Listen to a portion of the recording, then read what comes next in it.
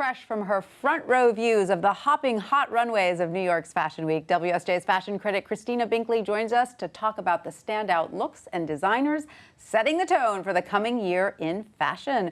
Welcome, Christina. Are you exhausted? I am a little exhausted, yes. Well, it's so great to have you here. We know that it wraps up Thursday, but so far, overall, has it been a good fashion week? It's been a spectacular New York Fashion Week. It's new, it's fresh, it's getting people excited. People are happy. It's different. It's different. We're going to be dressing differently. Interesting. So is there a standout look or material? There's a bunch of them. We've seen things we haven't seen before. Crushed velvet has been a lot of places, even coming from designers you wouldn't expect it.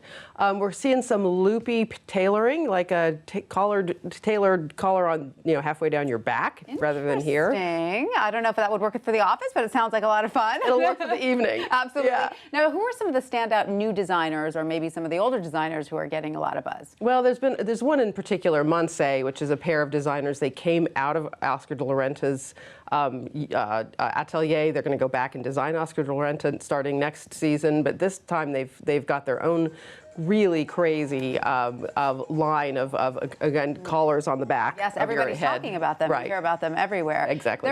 Jonathan Saunders is also another one that's getting. Well, Jonathan just took over Diane von Furstenberg's line, so he's the designer of it. He's done a smashing job. He said he was inspired by the famous wrap dress, but you didn't really actually see very many of them. He took what works in that. Interesting. Yeah. I love the wrap dress. Now, I'm hearing a lot about Victoria Beckham. Why is she getting a lot of buzz? Crushed velvet. Yes, there it is. No, right? you know what she did? She took a complete about face. We usually think of her as being very body conscious and very held together, and she had all these very drapey, crushed velvet looks in some wild new colors, a little Gucci-esque, but in a good way. That is unusual for her. Yep. Now, there also were a lot of actors and celebrities giving models a run for their money on the catwalks, weren't there? We saw Whoopi Goldberg on the runway. Amazing. She was amazing. She was absolutely Did she have the walk down? She did.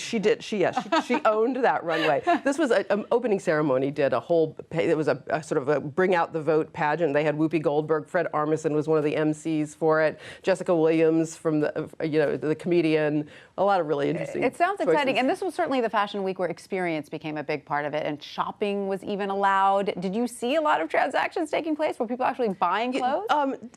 Off of the runway, not literally on the runway, but there have been pop-up trucks going around town. Adidas did a thing with Alex Wang, and they've been selling the Adidas things that Alex Wang designed. Tommy Hilfiger sold things almost right off the runway after his show, and the next day at South Street Seaport. So interesting. So what would you say were some of the main themes to emerge from this fashion week? I'm gonna say that they're inspired by two design labels coming out of Europe. There's Gucci and there's Vetements, and you can clearly, not usually in the same look or the same label, but a lot of labels in New York are being inspired by the really outlandish things that they've done, but in a good way. They're taking risks. They're giving us fresh things, and we need that. Well, I'm excited. It sounds fresh and exciting and new. Yes. Christina, thank you so much for that. My pleasure.